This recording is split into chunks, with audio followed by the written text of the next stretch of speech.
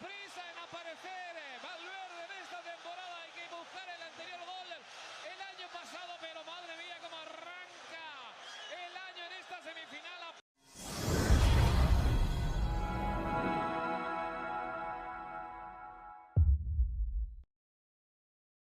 Real Madrid menang 2-1 atas Atletico Madrid dalam derby Madrid di semifinal Piala Super Spanyol. Kemenangan ini membawa El Real ke final menantang Barcelona. Derby Madrid antara Atletico Madrid versus Real Madrid tersaji pada semifinal Piala Super Spanyol di King Abdul Sport City, Jeddah, 9 Januari 2026. El Real unggul cepat di menit kedua lewat tendangan bebas Federico Valverde. Madrid menang 2-1. Kemenangan ini membawa Los Blancos melaju ke final untuk bertemu dengan Barcelona. El Barca lebih dulu mengamankan tiket laga puncak usai menang telak 5-0 atas Athletic Bilbao di semifinal.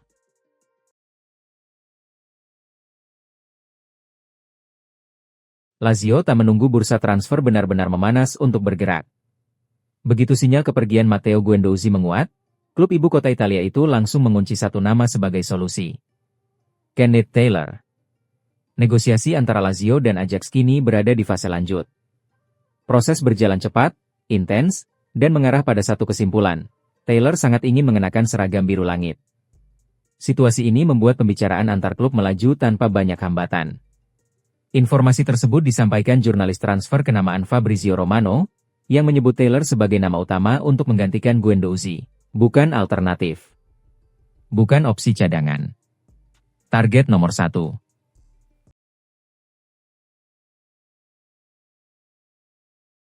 Real Madrid berupaya agar Kylian Mbappe bisa pulih tepat waktu agar tampil di final Piala Super Spanyol akhir pekan ini. Namun mereka harus bisa menyingkirkan Atletico Madrid lebih dulu. Mbappe diumumkan mengalami cedera lutut pada akhir tahun lalu dan absen saat Madrid menghajar Real Betis 5-1 akhir pekan lalu. Ia juga takkan turun melawan Atletico dalam laga semifinal Piala Super di Jeddah pada Jumat, 9 Januari 2026, pukul 2 waktu Indonesia Barat. Bomber Prancis itu bahkan tak ikut rombongan ke Arab Saudi. Ia tetap tinggal di Madrid didampingi oleh dua ahli fisioterapi klub, Sebastian De Villas dan Guillermo Zurdo untuk membantu proses pemulihannya.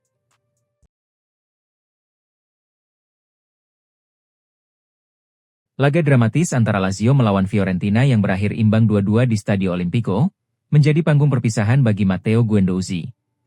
Gelandang asal Prancis tersebut dipastikan akan meninggalkan Bianco Celesti untuk bergabung dengan klub raksasa Turki, Fenerbahce.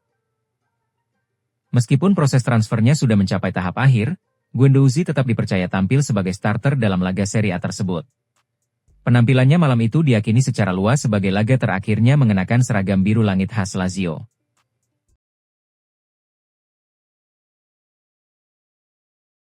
Manajer Crystal Palace Oliver Glasner sudah pasrah kehilangan Marc Guehi. Asalkan harganya cocok, Guehi bisa pindah ke Manchester City. Guehi nyaris pindah ke Liverpool musim panas lalu, sebelum ancaman Glasner untuk mundur membatalkan kesepakatan itu. Padahal Guehi kabarnya sudah mengadakan sesi foto dengan jersey The Reds dan menulis surat perpisahan. Meski masih bermain rutin bersama Palace, Guehi memastikan kalau musim ini adalah kali terakhir bermain di sana. Oleh karenanya, Palace tidak mau kehilangan Guehi cuma-cuma. Mengingat kontraknya habis 2026, Guehi akan dijual di bursa transfer Januari. Bukan ke Liverpool, tapi ke City yang lagi membutuhkan bek tengah baru karena krisis pemain di sektor itu. Saat ini City dan Palace masih melakukan negosiasi soal harga Guehi yang diperkirakan mencapai 35 juta pound. Namun, Palace kabarnya meminta lebih setidaknya sampai angka 40 juta pound.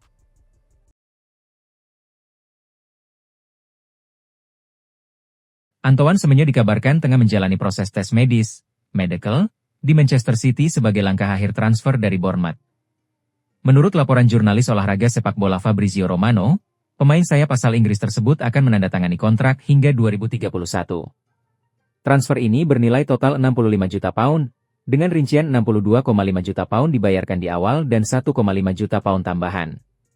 Terdapat juga klausul penjualan kembali 10% untuk pemain, tulis laporan jurnalis David Ornstein.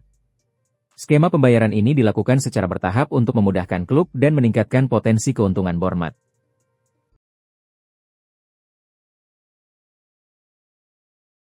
Jude Bellingham tak tinggal diam melihat derasnya kritik yang menerpa Real Madrid belakangan ini. Gelandang timnas Inggris itu tampil ke depan sebagai perisai bagi rekan setim dan pelatihnya dari berbagai spekulasi liar. Isu keretakan ruang ganti hingga performa Vinicius Junior yang disorot tajam, dijawabnya dengan lugas. Bagi Bellingham, narasi krisis yang dibangun pihak luar sangat berlebihan. Ia memastikan bahwa kondisi internal Los Blancos tetap solid dan satu komando di bawah Xabi Alonso.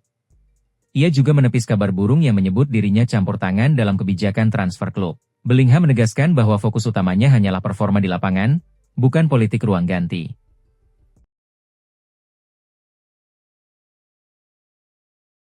Chelsea pulang dengan tangan hampa dari Craven Cottage setelah kalah 1-2 dari Fulham pada pekan ke-21 Liga Inggris 2025-2026. Kamis, 8 Januari 2026, dini hari waktu Indonesia Barat. Laga ini langsung menghadirkan cerita panas sejak babak pertama. The Blues sejatinya datang dengan ambisi bangkit di bawah asuhan pelatih baru.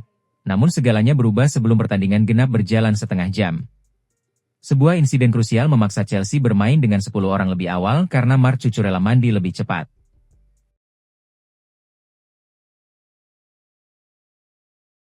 Inter Milan sukses memperlebar jarak poin di puncak klasemen sementara Liga Italia, Kamis, 8 Januari 2026, dini hari waktu Indonesia Barat. Mereka kini unggul 4 angka dari Napoli setelah menang atas Parma. Kemenangan ini menjadi momentum krusial bagi skuad Nerazzurri jelang laga besar pekan depan. Pasalnya, Napoli sebelumnya hanya bermain imbang 2-2 melawan Hellas Verona. Namun, Christian Chivu justru memberikan peringatan keras kepada anak asuhnya usai laga. Ia menilai hasil hari ini menunjukkan bahaya selalu mengintai di setiap tikungan. Chivu enggan timnya terlena dengan keunggulan 4 poin saat ini. Menurutnya, kompetisi Serie A selalu menghadirkan ujian berat yang tak terduga.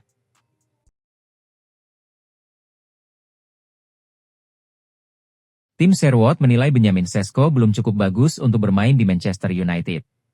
Pernyataan ini muncul usai penyerang asal Slovenia mencetak 2 gol dalam laga imbang 2-2 melawan Burnley. Kamis, 8 Januari 2026, dini hari waktu Indonesia Barat. Manchester United berada dalam situasi kurang bagus setelah kehilangan pelatih hanya 2 hari sebelum pertandingan di Turf Moor. Darren Fletcher kemudian ditunjuk sebagai pelatih sementara menggantikan Ruben Amorim yang dipecat. Burnley sempat unggul lebih dulu pada menit ke-13 melalui gol bunuh diri Aiden Heaven hasil sepakan Bashir Humphreys. Namun, Sesko berhasil membalas 2 gol dengan selang 10 menit pada babak kedua, membawa skor menjadi imbang. Gol Jadon Anthony pada menit ke-66 memastikan Burnley tetap membawa 1 poin dari laga tersebut. Hasil ini membuat Manchester United menjalani 3 pertandingan beruntun tanpa kemenangan di Liga Inggris.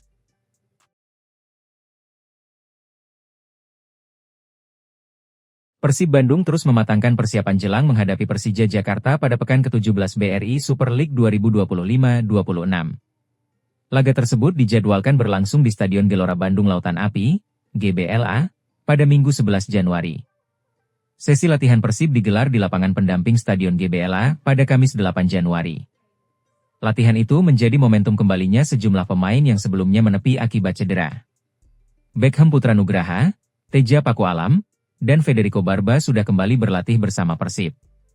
Ketiganya terlihat mengikuti seluruh rangkaian latihan tanpa kendala berarti. Pelatih Persib, Bojan Hodak, juga memastikan bahwa Mark Klok dan Eliano Rejders telah siap tampil. Kedua pemain tersebut sebelumnya absen saat Maung Bandung menghadapi Persik Kediri.